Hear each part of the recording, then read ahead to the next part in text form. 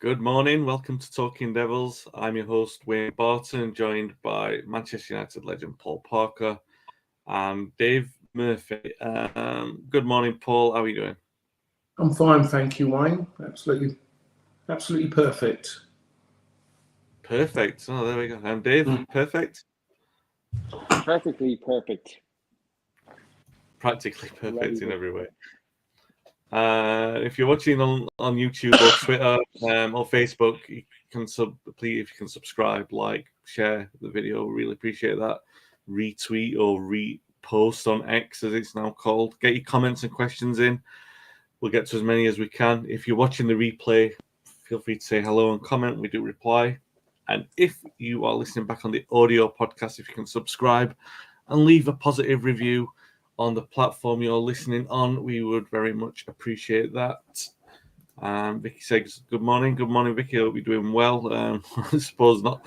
We're not doing well because we're talking about Manchester United losing in the derby. Before we do that, very, very quick reference to the win against Forest in the Cup. At least have something cheery to talk about. And Paul, I mean, you've got to be somewhat happy, right? You know, winning in the last minute in the Cup, it's nothing to turn your nose up against. No, the added factor to that, though, is that scoring in the last minute helps towards winning the game, so there isn't much to go. The way United have been in certain ways, but they stuck in there. And to be perfectly honest, at the time, it was just two poor teams, to be really honest. I mean, Forest, they haven't stepped forward since they had a change of manager.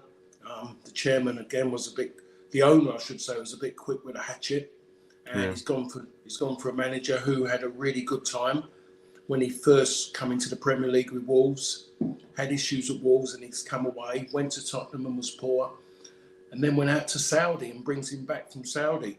So they haven't really changed, and I think he's finding the added problem, as what the previous manager had. Too many chefs in the kitchen and trying to organise them and finding a better team. But at the end of it, I have to say, a win is a win for Manchester United, and that's exactly what it was. And it kind of gives the opportunity to stop what the media are trying to build up, this tidal wave of Liverpool about this quadruple. Can you remember the days when doubles weren't even talked about until such time it was there? But for some unknown reason, the media seem to keep wanting to talk about a quadruple. So that gives the opportunity to play them at home and get near a performance that's kind of equal, and then maybe surpass the one they gave at Anfield the last time. Yeah, no, we did well at Anfield. We'll get to the. Well, we did our bit for the title race. So we did our bit for the quadruple. Closing down talk with a big week in that regard. Just not the way that we like it to be. Johnny says, good morning. Hope you're all well. The result was painful. He's talking about yesterday, not Forest, of course. The performance was poor, but that goal, we'll get to that. Good grief. I mean, Dave, the thing is, like, you win like that against Forest, and you have two ways of looking at it, don't you? The first one is that you qualify for the next round that you go through. And the second one is what value can you get from the momentum of a last-minute winner? As it transpires, none. We saw that yesterday. Don't get any momentum from it, but nice to win in that fashion. And I mean, like, if we go all the way and win the cup, then that last-minute winner is going to be remembered as something that could still be a catalyst for turning Ten Hag's tenure around. Yeah, away to Forest, and we seen on Saturday that Liverpool, went up until the 99th minute. The added FA minute that they were given because we're all on the Jurgen Klopp farewell tour, and we must at all costs make sure that they win. But winning away at Forest in the cup, potential banana skin. They beat us in the league quite convincingly. So I thought it was a good result away. I know VAR did its best to try and disallow Casemiro's goal. I thought it was it was no great performance, but in cup games sometimes you just have to nick that goal, and that's what we got. And I thought it was a good win. I seen it, like I said, as a banana skin going away to Forest. It was always going to be tough, especially in the cup. But it's just, the moment the game's over, then, within 20 minutes, we have, Casemiro's goal being compared against the disallowed goal that Liverpool have for similar situation. It's getting beyond a joke now. They can't talk about Manchester United or talk about Liverpool trying to win things. But that goes to show you, we're still the biggest, the best, and we're still the most relevant club in not only in the Premier League but in the world. That's my unbiased opinion. But no, it was a good result. I thought it was a good result. It wasn't a great game. To nick it in the last minute, I mean, that's what Manchester United do, don't we? Unfortunately, the previous, 5 days earlier, we had that done to us. So it was always good to get a win, and a home draw against Liverpool. I'm really, really looking forward to that, and on St. Patrick's Day. So hopefully, I'll be coherent by the time the game kicks off. So that'll make a nice change. If you, yeah, sorry, Dave. You open goal for that one. Yeah. So, yeah. I mean, you are right. I mean, obviously we're biased. We'll talk about it in like those kind of terms forever. That United are the biggest club and they attract all the attention and everything like that. You can't avoid it because United can't even go to Forest in the FA Cup without these historical comparisons being made every single time. And the thing is, it's Ten Hag's job on the line, and even I'm drawn into it, like thinking, oh yeah, you make the nostalgic connections, and a bouncing ball into the box, a stooping header, everything scored the way that it was, and everything like that. Obviously, wrong goal, the other side of the pitch, but the comparisons are strong enough, and you start to wonder, you start to think that all these things going hand in hand with the level of attention that's on everything surrounding United all the time, everything. And I do want to talk about the Players Tribune article by Rashford, but I guess we'll start with talking about the game. We can't put it off because I think there's a really important conversation to be had with the Players Tribune article.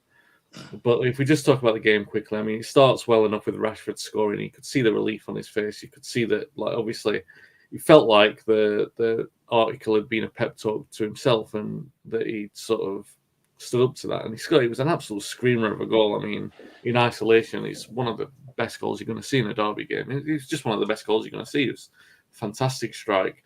Before the game, I had done a podcast last week where we were talking about what chances did United have of succeeding. And one of the things, or the thing that I thought, there were two things that United had a chance of winning, really, and they would have to soak up a lot of pressure either way. Was either Garnacho getting space behind the left fullback and using his pace, and you're not really going to get a lot of chances of those, or the rarity of Bruno teeing up Rashford and Rashford being clinical. And you rarely saw that because you would see Bruno trying something that was too speculative and Rashford being wasteful. You obviously saw that a little bit later on, and I'm sure that wasteful might be a bit harsh on Rashford, but he should have controlled that better. And United had a chance of being 2-0 in front in the first half. Robbie says good morning. Unfortunately, it wasn't to be within seconds of Rashford getting through for a second chance like that. I think he underestimates. Perhaps he realises that he's not as quick as Walker. He knows Walker's going to make a recovery, so he tries to buy the foul. And instead of getting up and racing back, he leaves Lindelof to deal with Foden alone. And it's the only time, really, that he's left him to do that. And Foden scores. Foden then makes mincemeat of Casemiro, really exposes him, runs off him, which wasn't great to see. And, United at that point are chasing shadows, really. They put a lot of effort into defending that. And, you look at it and you think 3-1 is probably... It's definitely fair for the game. The stats look quite horrendous. It wasn't enjoyable watching United take that amount of pressure. But you look at the lineup that United had to start with, missing 3 of the back 4, playing a lot of junior players by the end of it. And that's a situation partly on Ten Hag because he brought some of them into it, but partly forced upon him because, that left-hand side could do nothing about that. Evans looked absolutely knackered, and what an amazing performance he put in for like an hour up until that point. I think United did everything that they could be expected to do, but run out of gas in the end and didn't make enough of the attacking breaks that they did have, and they didn't have enough. I mean, yeah, all right, they only had 2 shots on goal, but they had, or 3 shots on goal, but they had enough openings to have been in front heavily in that thing. Heavily, maybe 3 goals up at one point, 2 goals, certainly they had a chance. But, scoreline doesn't lie. The result is fair. You can't argue with that. A lot of people this morning being critical, saying, blame on the players, blame on Ten Hag. Where do you stand, Paul? Given that we all expected what we were going to see, what do you make of what you saw yesterday? Well, on the blame side, you have to look at the players. Players are always there. They're the ones who should always come first when it comes to blame, unless there's something ridiculous that a manager's gone and done initially or during. The manager, I still always wonder about Lindelof on the left. I still wonder about that. That's one of, I thought there was going to be a change. I thought he might have just done that, but he didn't. I saw Johnny Evans playing, and it made me feel better that Johnny was playing, and that Johnny and Varane, Raphael Varane, I thought they'd done very well. I mean, yeah.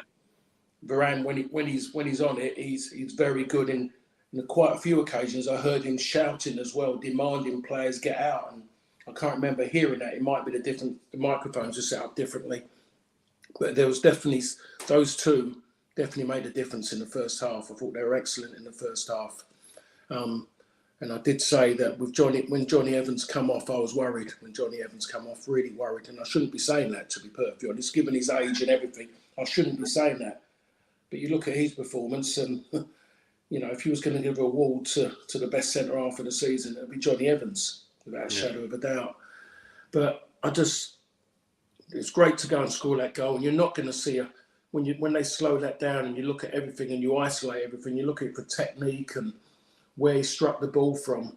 You turn around and say that was absolutely perfection. The way it went for him. My question after is what we're going to get next. No. What was he going to deliver next? And it went back to what it was. To be perfectly honest, it was like a threat of running back without actually making contact with anybody.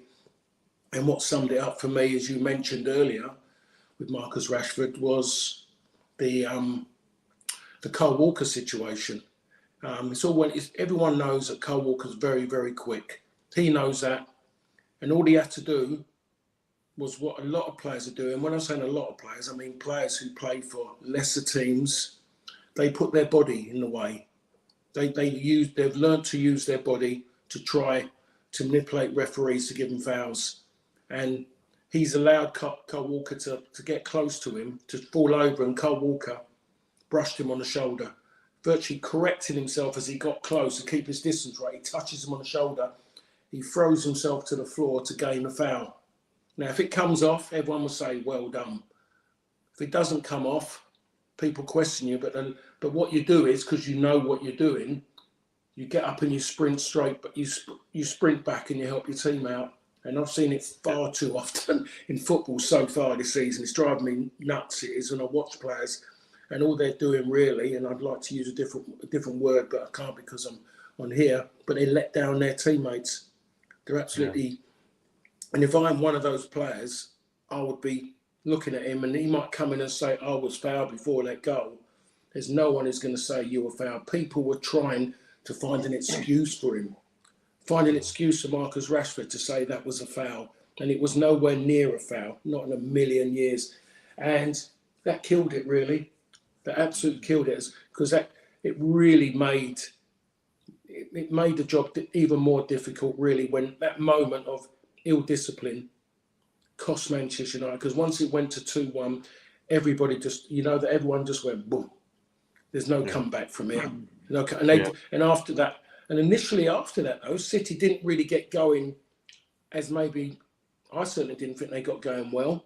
There was still a difference with them. He made the substitutions, but Foden scores that second goal, the second goal, wasn't it?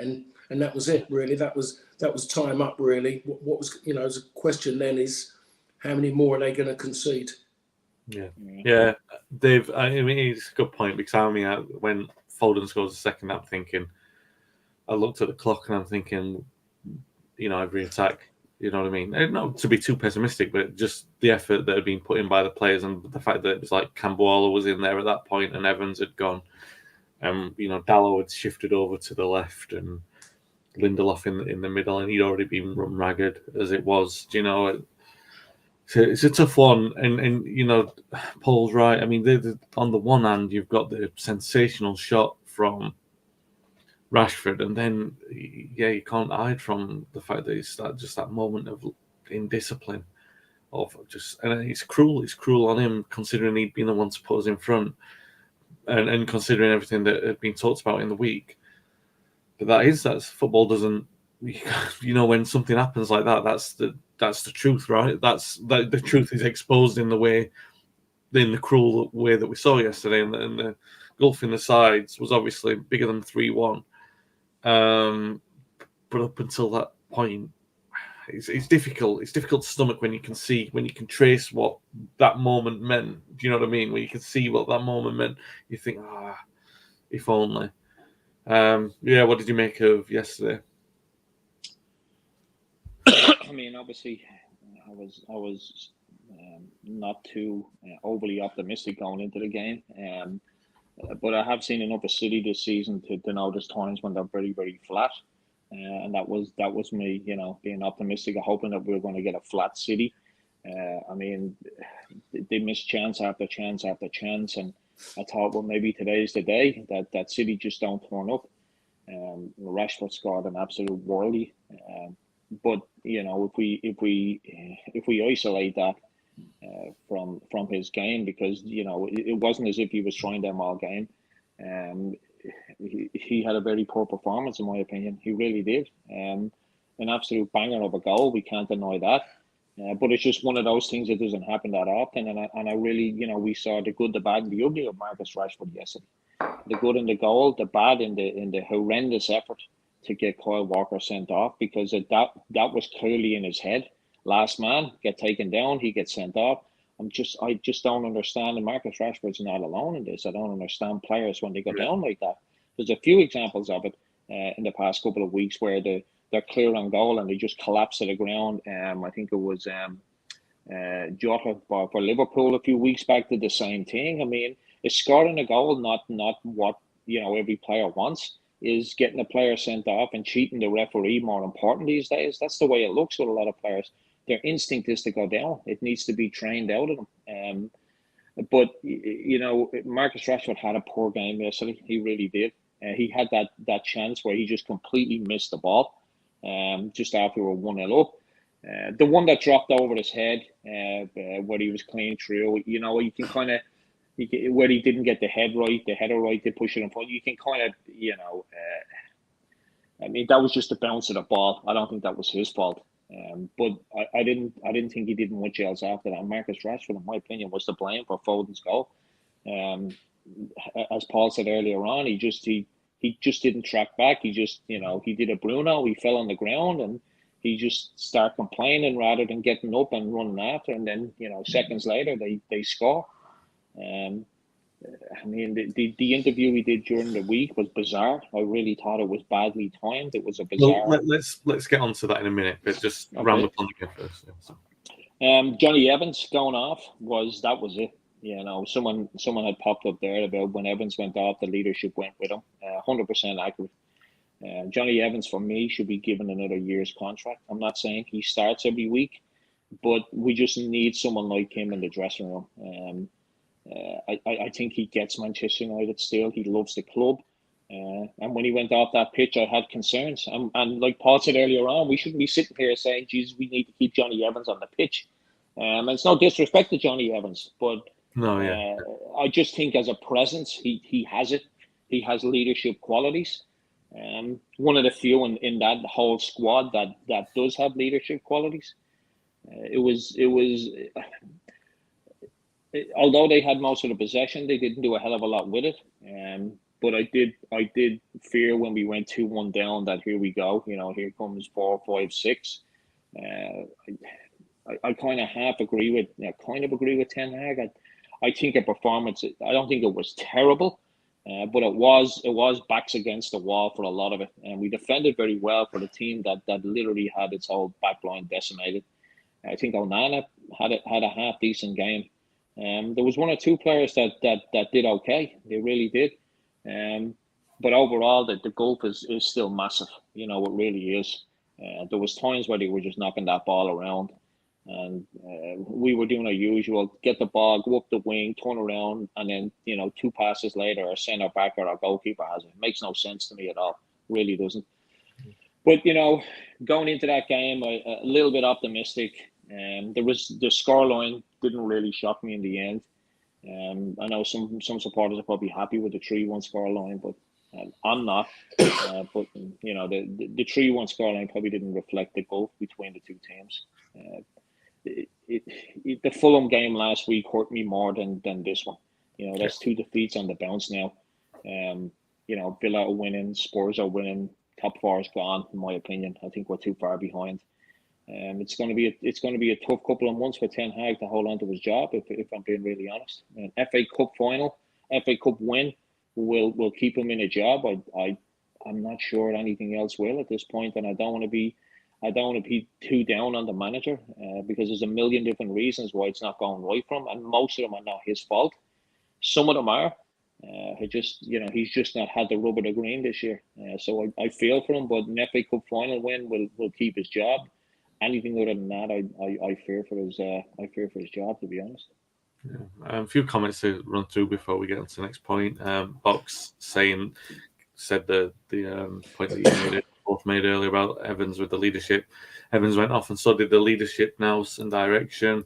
But he was knackered. He had to come off. You could see he was absolutely exhausted when he came off. The defeats at home to Bournemouth and Fulham are more alarming than City. Patrick, good morning, gents. Good morning, Patrick. Hope you're doing well. He says, I've raised this before, but why are we unable to keep the ball for a sustained sequence? We have players who seem technically sound, and yet the ball bounces everywhere. Why? Yeah, there was a point, wasn't there? It was not even 5 minutes, 30-second spell in the second half where we kept the ball, and it was notable that we kept the ball, which was ridiculous that you actually noticed that we were keeping the ball. Crops says, I'm struggling to see the benefits of keeping 10. Well, this is a wider conversation, perhaps for later in the day, not for this episode, for us at least. He says most of these players are the ones that he's bought. I don't think so yesterday. I think actually the ones that he bought yesterday were the notable ones of Casemiro and Onana, and I thought that they played all right. I thought the midfield, Menu and Casemiro, I actually think that they did quite well considering the pressure they were under. Robbie says, Dave, you robbed my line, the good, the bad, and the ugly tweet to you. Well, I'm not here to talk about plagiarism. Fox says 2 big games left, in my opinion, March the 17th and April the 7th, Liverpool. Yeah, absolutely. This stuff. Yeah, so let's talk about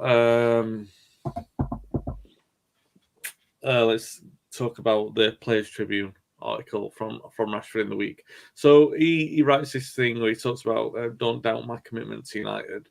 Obviously in response to a lot of criticism that he's had. So he's obviously hearing the criticism. He knows exactly what everyone's saying. And the point is that everyone's saying everything. It's not just one specific thing that people are saying. Everyone's saying everything. And this is part and parcel when you're part of United. I mean, you can lose a game at the weekend and every single player can be persecuted on social media and in the press. Obviously, now people don't pick up newspapers as often as they used to do. All the news is instant and it's there right on your phone. People are even sending it to you, then tagging you in it. So you can't even avoid it when you log into your social platforms because people are, they're sending it to you. They're tagging you in it. They're making sure that you see it. So life has changed in that regard to maybe, just when Rashford was starting out as a footballer, in the generation before that, certainly in Paul's day, when you would have actively had to go out and get a newspaper or a journalist would come up to you and say it physically, you were rarely going to get that kind of instant interaction and criticism. You're not going to be force-fed the criticism in the same kind of way. So it's interesting from that landscape to look at it. And also you've got that for every single footballer. I'm talking about every footballer in the land now as this thing of social media. I mean, even a third division footballer is going to get criticism on social media, and they're going to log in to see it on a Sunday morning. So that's an added pressure that they're having to deal with. And then you amplify that by saying that you're a Manchester United player.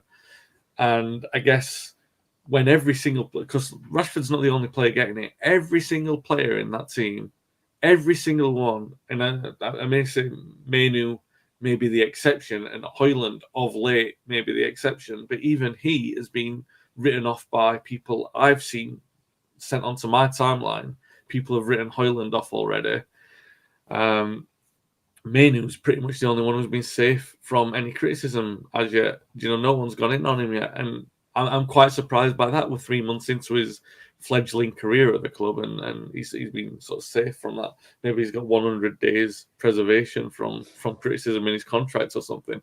But Rashford, anyway, the point is that he makes this. He writes this thing on the Players Tribune. He talks about his dedication, the fact that he's been at the club since he was 7 or 8. That he'd make 2 bus journeys across town. There were sacrifices that his family made, and that he loves the club and everything like that. And you could see when he scored on Sunday that obviously the reaction, that there was some kind of connection to it. It meant a lot to him.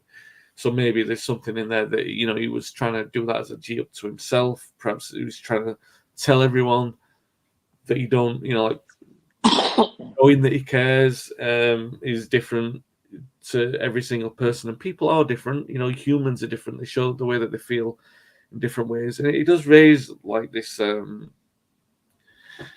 wider point really about players being human beings. And you talk about whether or not the salary is a justification for everything that they get, and at the end of the day, it's a wage, and it is a lot, and they do expect to take a lot for it, for everything that they get, and they do get a lot of criticism. They're not safe from it, and he's obviously aware of it.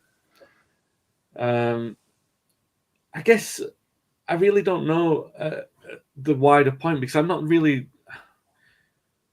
Dave, you started talking about whether it was ill-timed and everything like that. And I mean, yeah, maybe for Rashford in particular, but I'm talking more about footballers in general making this kind of comment and coming out with the pressures that they're under, especially at United, knowing that every passage of every single game is microanalyzed to the point where people there was a guy who made a fail compilation of David De Gea last year, and he was just doing it all the time. He was adding stuff to it all the time. And he was claiming that he's a United fan. And what are you doing it for? There was no reason to have done it, really. You're just wasting your time. You were literally wasting your time in the hope that you will see that the target of your intention, see what you're doing, and they will feel bad.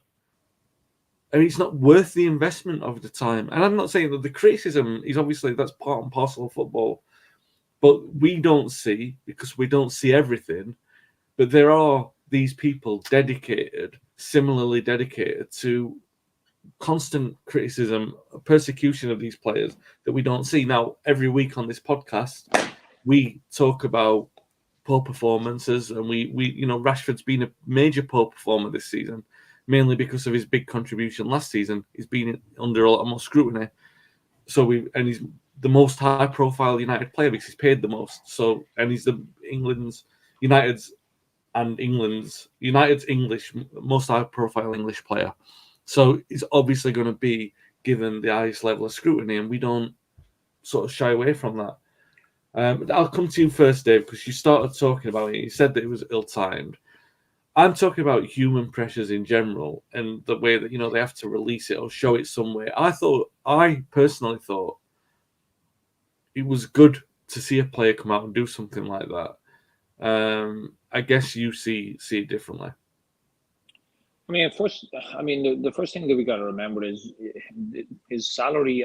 Any professional footballer, salary, wages, whatever, shouldn't give anyone, the right to abuse the player just because of the money he's on. I always find that argument very petty and silly. Just because a player earns 300 grand a week doesn't mean you have the right to abuse the player. And you know, I've complained enough times about Marcus Rashford and people like Harry Kane and Onana down the years, but and Onana recently. But as a football supporter, it's part and parcel of watching your team is to moan about your team. You know, that's what football fans are, right? If one day we're up, next day we're down. Trying to keep it positive all the time for something that you've invested so much into. It just, you know, it doesn't work that way as on a human level. It really doesn't. So, but to abuse players and you know, I always found that thing comical last year with that guy doing the David De Gea comic. You know, it was just silly. It was like, hey, how much time are you investing in this? You know, it's silly. But getting back to the article, I just thought it was a bizarre article. I really did. And you know, this is just my opinion. I think Rashford is more concerned about his public profile through the media than anything else. When in fact he should be more concerned about how, you know, the supporters feel about him and how the supporters think that he's not really putting a stint in, and he's not, and he can't deny that he really isn't. There's so many examples this year of him just strolling around the pitch. I mean, the most recent one was against Luton Town, where he was just jogging around the player while the player ran off on him. It was just shockingly bad for a professional footballer to think that that's acceptable. And there's plenty of examples of Marcus Rashford just not caring. That's the body language he gives. So it surprised me in the way that he feels that he's having, because to me it looked like it was a pity party. You know, it was poor me. It was a public image issue is how I felt, and it was basically directed at the media. He feels hard done by the media, you know, and I don't think that's the case. I do believe that there was, you know, especially during COVID, let's be honest, what he did during COVID was absolutely phenomenal. I mean, he stepped up, he went up against politicians, and I don't think a lot of them liked him because of that, for their own reasons, which they should be embarrassed about. But the point of going back there is because now I think he feels that he's immune, or he should be immune to any constructive criticism.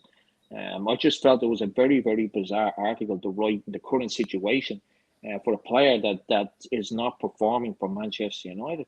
I mean, if he's banged in 20 goals, I would probably say it's still a little bit of an odd article. But maybe there's grounds for it because you're playing well. But to me, it felt like it was a public image thing. Maybe he's thinking of the next step in his career, and he has to hit out now. But I thought it was a very bizarre article to write. I think he just, I don't know, he feels hard done by the media, when in fact if he sat back and he watched, you know, a dozen of his games from this season, he'd realise that we as supporters are very concerned about the effort he puts in and the body language. I mean, the issue in Belfast didn't help. You don't come out and write an article 2 weeks later feeling sorry for yourself that people are having a go at you when you're doing stuff like that. When you're missing games because you're off, you know, enjoying yourself during the season.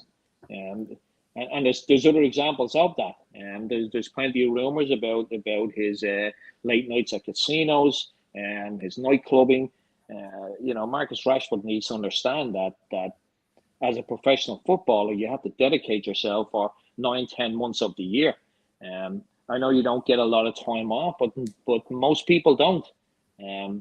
I just, like I said, I felt it was a very, very bizarre and ill-timed article to write, and I also felt it was a bit of a pity party, and he's not doing it on the pitch. So I think supporters have a right to vent their frustration at him. So. Yeah, it's very unfortunate considering the nature of the second goal yesterday as well. Foden's equaliser, I mean. Sean says in the comments, Marcus needs to work harder on the pitch. United fans will forgive players for missing chances, but this strapping around with his head down doesn't do him any favours. Paul, I don't want to go too far on the article with yourself, but I just want to ask very briefly, in summary, because I'm going to ask you a different question. Would you think he was fair to write it, or do you think he should have just said nothing? Well, the best way to answer anything is what happens on the pitch. Doing an article was totally unnecessary. I'm sure there'd be a few of his teammates would be scratching their head and wondering why the hell have you gone and done that? Because it was about me. It was all about me, rather than about the team, and that's the problem. He has to remember that football is still a team sport. He's never going to change that, and he seems like he's invested in himself, and it just come across bad. He's supposed to. I'm keep talking about his PR team. I think myself, wow, blimmin' hell, your PR team should be talking to you and telling you you're about what's happened on the pitch. You only got this opportunity to go and what he got involved in during the lockdown because of what you were done on the pitch. That's the reason why you got that to go and do that. And in theory, he was used. They've used him to go and do that. It wasn't directly him.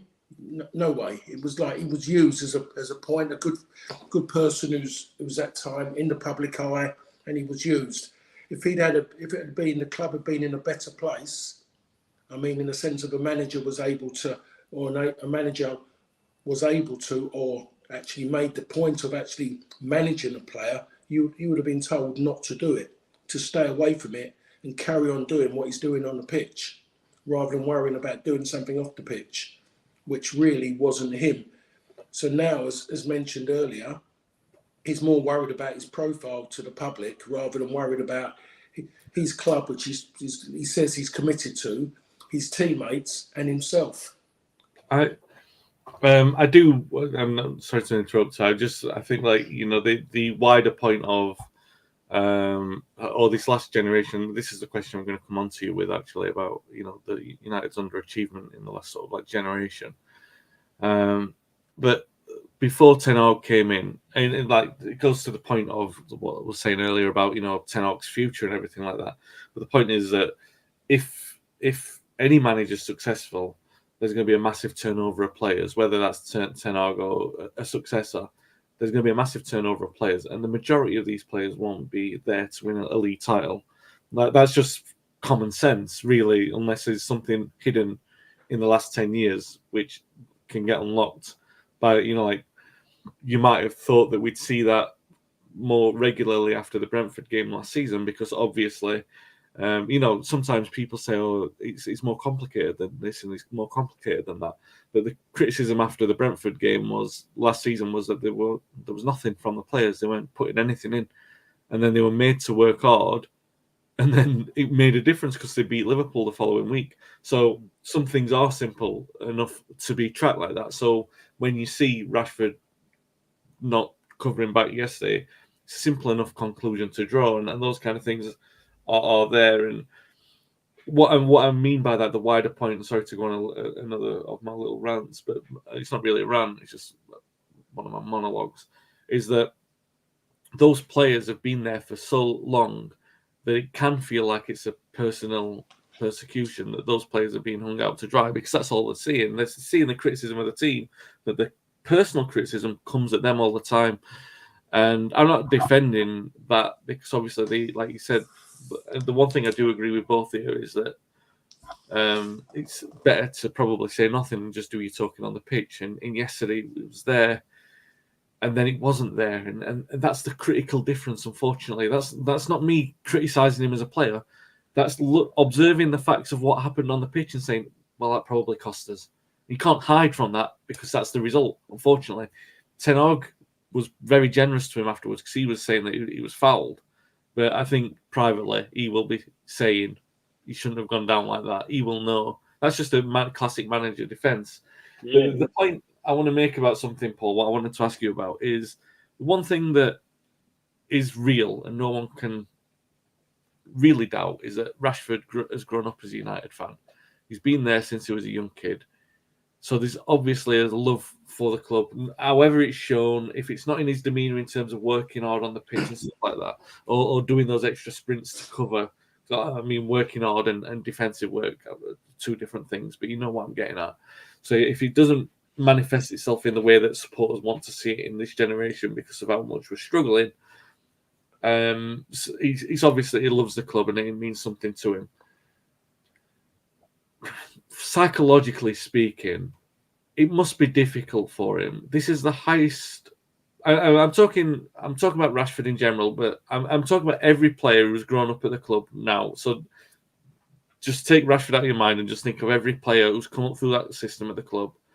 And there's a love for the club there because they've come through it. They know what it means to represent the club.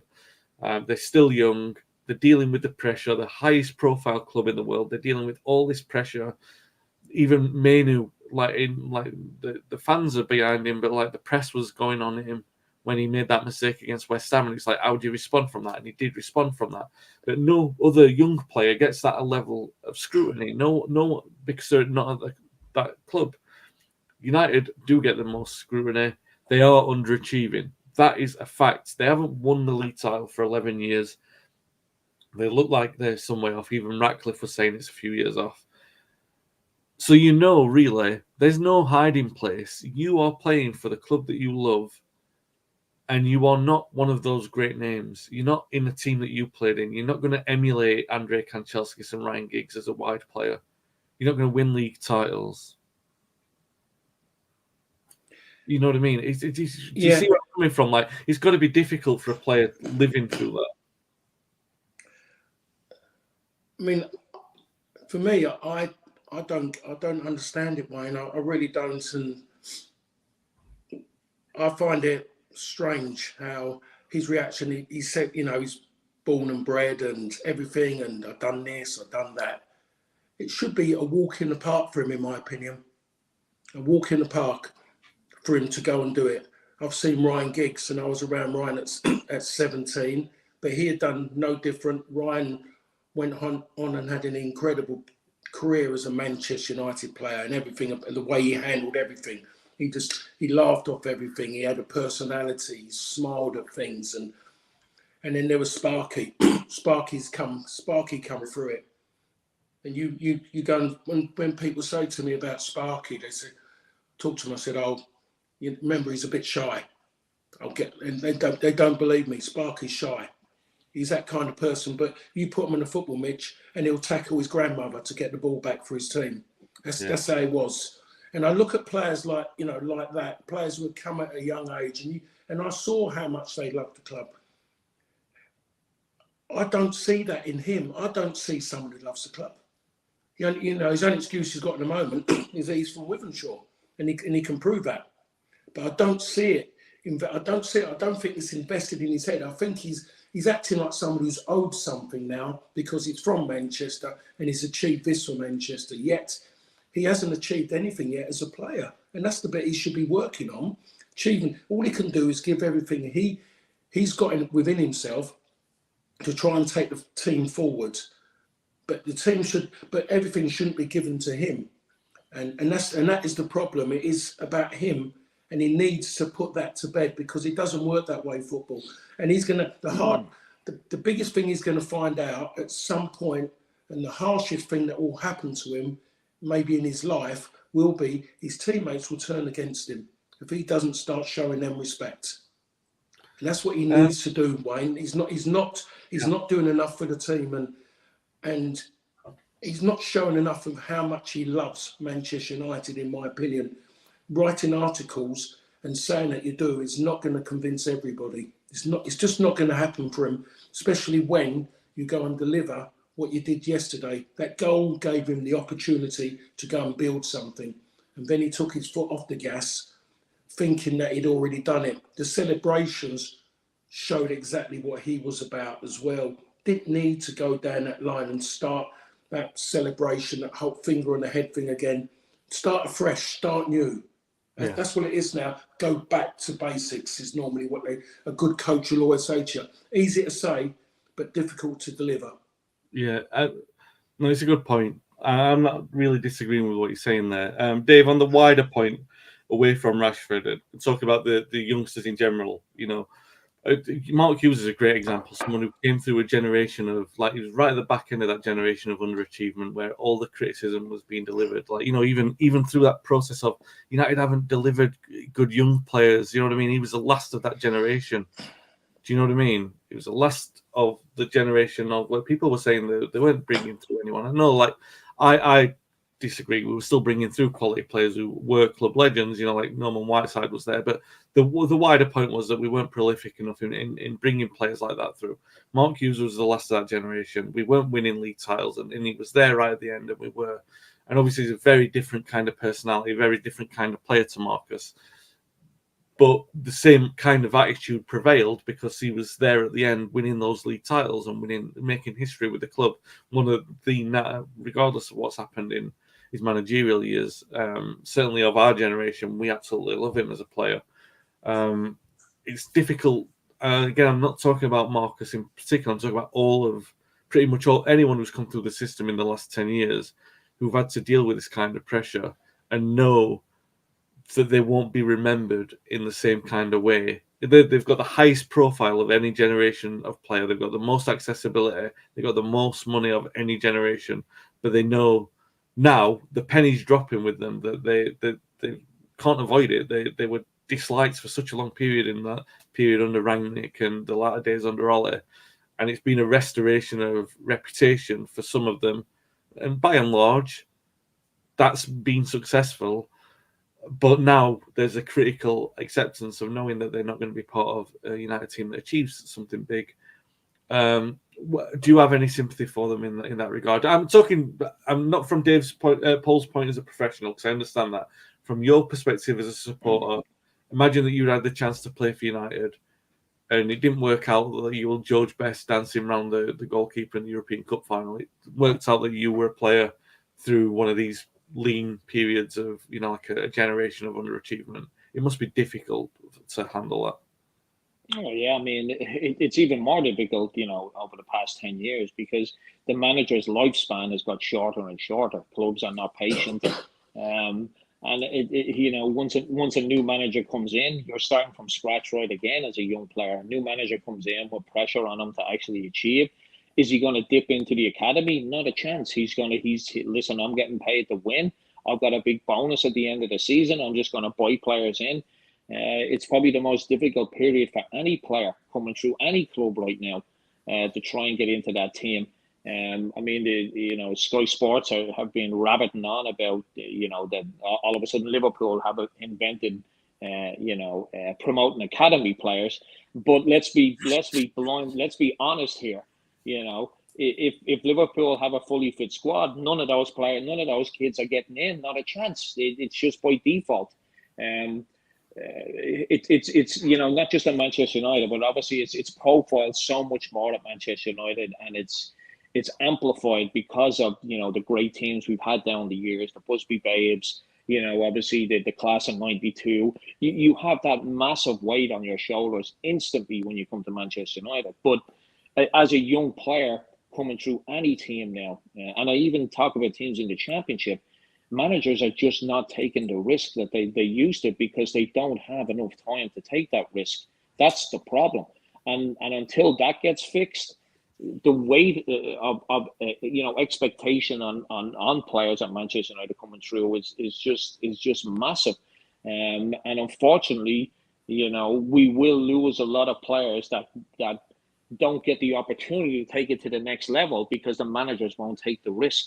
If Eric Ten Hag moves on this summer, and I'm not saying he will, but if he does, and a new coach comes in, he's instantly thinking, "Give me 300 million." He's not instantly thinking, "Let me take a look at the guys in the academy." And even throughout the season, I mean, I was only thinking about this the other day when I was watching the game.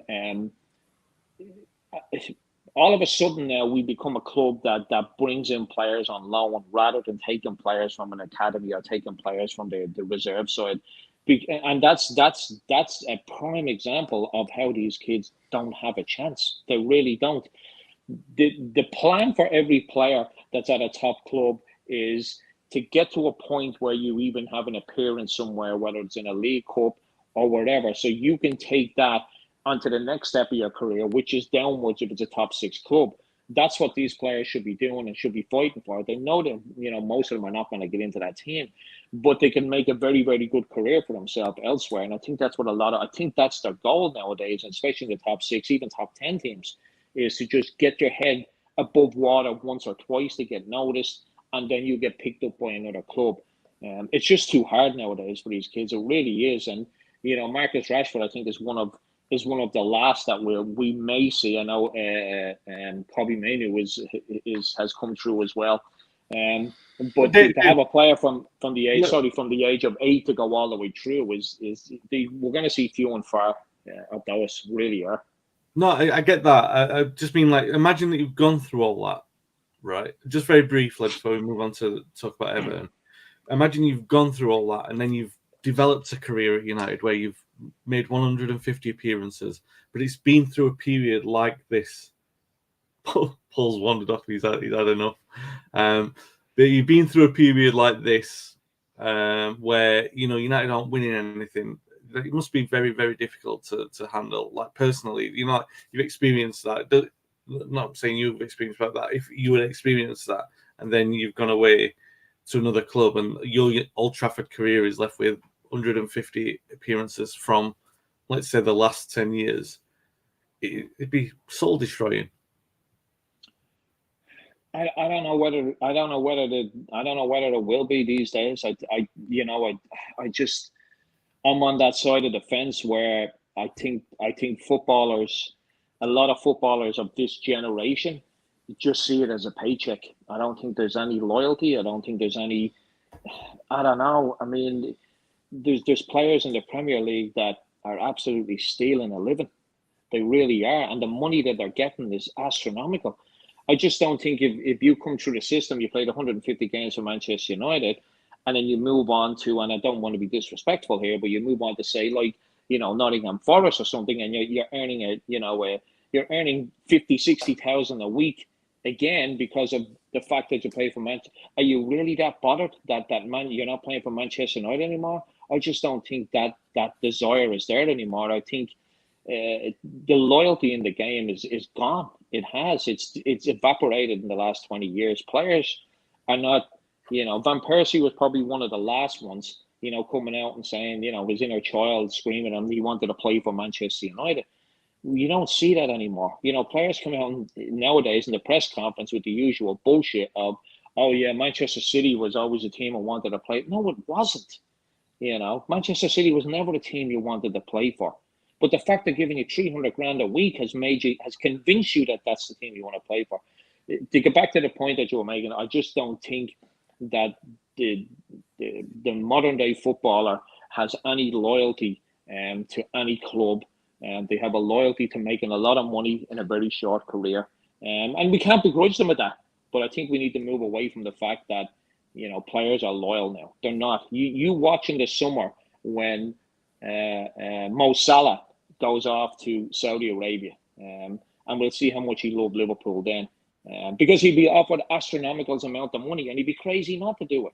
He really would. It's that the human element part of it. It's generational money that he's going to go for. You think he's going to turn around and say, no, I'm going to stay at Liverpool, Klopp's gone, I still love it. It's not the manager, I love the club. Players have no loyalty anymore, unfortunately, Wayne. They really don't. All right. Well, there you go. Paul had time to go off, do another podcast with someone else.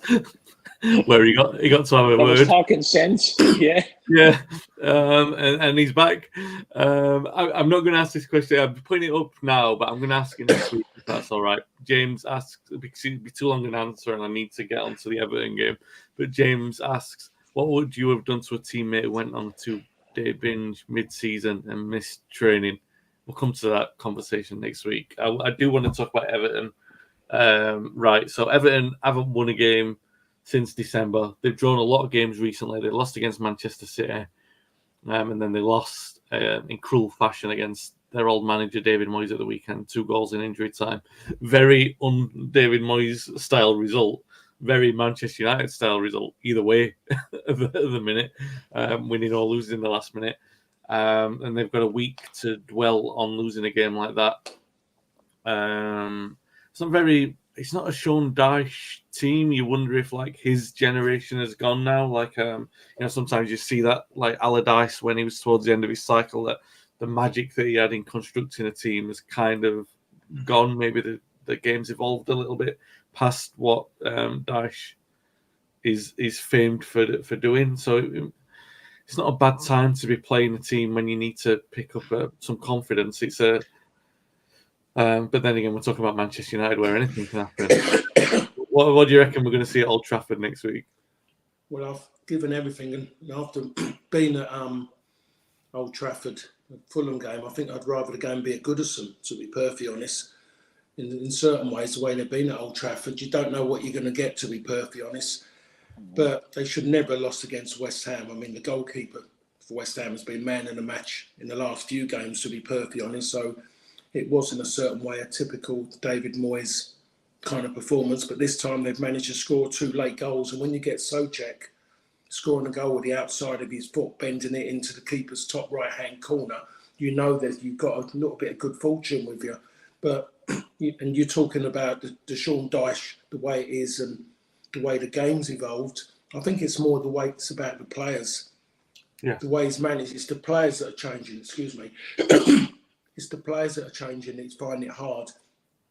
Because you can't, the way he is and the way he can get into players. And because it made a bit alluding to what Dave was saying about the inner sanctum of a player's mind and body, those kind of players, they're not that way. I think you have to have a love of the game and maybe even hate your manager in certain ways because he's the way he's reacting, the way he's talking to you and what he's saying. And before, when you had someone like, and I played under, I would say during my time, 3 great managers. One of them is blatantly obvious. The other one was Jim Smith, and the other one was Sir Bobby Robson. Jim Smith and the boss were the same. They'll tell you exactly how it was. And my way of always to react to it was, I'm going to shove this back where the sun doesn't shine. And then when it materialised that I'd kind of done my job properly, those two would definitely always say well done to you after, even with a little smile in their face, maybe telling themselves it was there, but you just weren't doing it. That was me.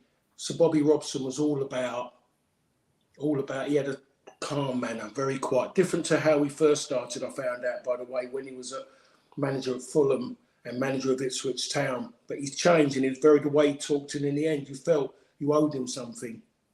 Yeah. And when you didn't deliver for him, you felt even worse because you've let him down. It's like letting down a member of your family.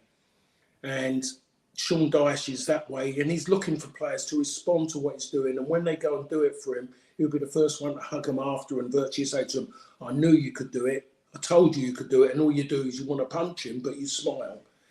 So that way is definitely going out football. Going out, I'm keep saying football, and it's not football. It's what we're calling the top level football. Top level football is becoming like show business now. It's not about being a footballer first. It's about, can I get into that circus ring and show off out there to try and get there and try and get as big as possible. And when you've done it, have you got that drive to push on and go further? I would say no, a lot of them, they haven't got it. So when I say that, when I'm talking, I'm not talking about the players I respect more in the game now are first and second division players and below, because at least I know they're dying for a taste to get to the with the big boys in the big ring and do it there. They're the ones fighting to pay a mortgage, to pay maybe for a car which they've gone a little bit big on their car to, because they're enjoying the status of being a pro footballer. They want a nice flash car. So every week they're playing for a bonus because they're worried about, are they going to be able to afford that car? But what have they got to play for? You can play for a top club. You don't even have to play. You can sit on a bit touchline. Oh, you're not playing this week? Okay, all right, fine, not a problem. Do a bit of running after the game because I never played? Yeah, okay, all right then. Walk out the stadium. All the players are up, all the fans are up there, signing autographs of him over there. No one even sees you. Are you bothered? No. Go out? Yeah, because you can afford to. Should I go and buy maybe another house just while I'm waiting around, not playing? Yeah. Oh, yeah, and contracts up, you're going to go, yeah, go off. Maybe get 70% of what you was getting before. That will do. Yeah. Oh, hasn't worked out well for you, is it really? Well, didn't play a lot of football. Nah, but I got this and I got that.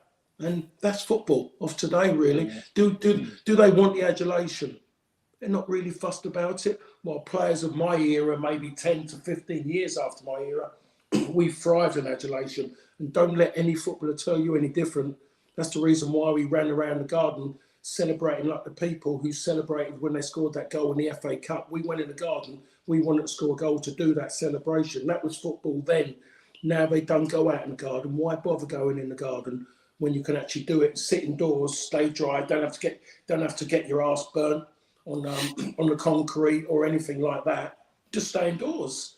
So football is falling away now, and I know I've changed it slightly, but love of football is dying in a lot of people. They're losing the will to live with top grade football. Yeah. So that's Paul's thoughts on the Everton game. That included a healthy diversion there with. I'm glad Johnny's coming there to help me. Yeah. He says. I had to have a laugh at that. People Mall Everton 4-0. Dave, I do have to tell this very quick story of. It will be a quick one, but Paul talking about Jim Smith made me think of my favourite Jim Smith story. Danny Higginbottom told me when Jim was manager of Derby County. And they were playing a game at Old Trafford. United, I think, had already won the league, but Derby needed to win to stay up. Remember when Derby had the likes of Taribo West in the team?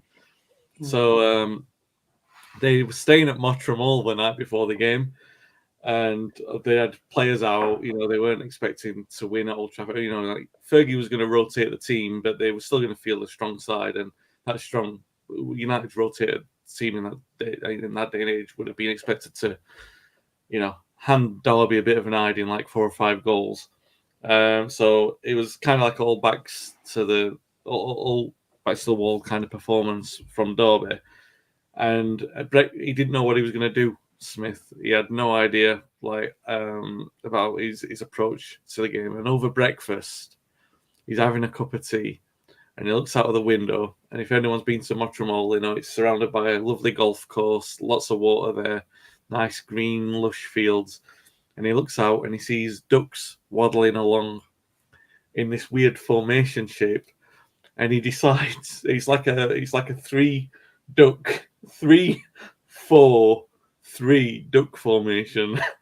And he decides this is the formation that we're going to try at Old Trafford, which includes moving a couple of players in different positions and asking them to do things that they normally wouldn't. And as they're getting onto the team bus, Taribo West's got his Bible and he's rubbing it because he's deeply religious, going to read it, and everyone's joking about it, saying they're going to need it today. So Jim Smith gets to Old Trafford, tells the players they're going to play in this duck formation. I don't know if you remember the game. They win one. Malcolm Christie scores. United missed a load of chances, and Derby somehow held on to win the game. Unfortunately, I don't think Ten Hag saw any ducks on Saturday morning when he was preparing for the City game. It might have helped us out.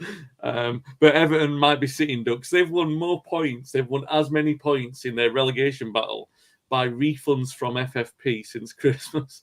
So they've got a better chance of surviving relegation thanks to points being refunded than they have of teams, their team actually getting points on the pitch. What do you reckon we're going to see on Saturday, Davo? We just don't know, do we? As Paul said, you just don't know. There's times when you want to just play away from Old Trafford because we play a different style, and I don't know. I mean, everything's going against us, isn't it? They haven't won since December. I mean, Fulham hadn't won away since I think the first or second away game of the season. They come to Old Trafford, they win and win convincingly. I just don't know what's going to happen. I mean, everything's going to come and they're going to dig in. We desperately need the points. My fear is we're getting to that part of the season where the Champions League looks completely out of reach. Do the players take their foot off the pedal then and go, well, what's the point? Finishing 6th is no different than finishing 8th, at this point, because no one wants the Europa League. So I don't know. We need to get back to winning ways. We've had 2 league defeats in a row. The FA Cup was nicely snugged in there. Players should be busting a gut to be in that starting 11 to play Liverpool in a couple of weeks' time. I just don't know what team's going to show up at Manchester United on Saturday. Unfortunately, it's an early game. Maybe we're better in the morning than we are in the afternoon. But I don't know. It's just like watching United over the past couple of years. Even when we're 2-0 up, I'm still hiding behind the couch. It's like you just don't know what's going to happen. I mean, has there been any good team news in regard to injuries? I believe Mason Mount is on his way back. He could be included. I'm not sure about Hoyland. What a disaster for him, considering the form he was in. I just don't know. I don't want. When I make predictions about goal scorers, it's normally, it normally goes terribly wrong. So, ask me again at 3:00 on Saturday, and I'll tell you how we'll do against Everton. Yeah, good. That's what you come here for, really, that kind of quality analysis. Ask Paul about the game and he's talking about something else completely. Ask Dave and he tells you to ask him after the game. But he'll probably still get it wrong. Right. We'll be back next week to talk about it, where we'll get all this quality analysis horribly wrong. If you've enjoyed, if you can like and subscribe on the platform you're listening on. If you've enjoyed listening back on the audio podcast, if you can subscribe on that platform as well. And leave a review. We'd very, very much appreciate it. Thanks for spending your Monday morning with us, guys. We'll be back next week. Stay safe, stay well. Thanks for listening.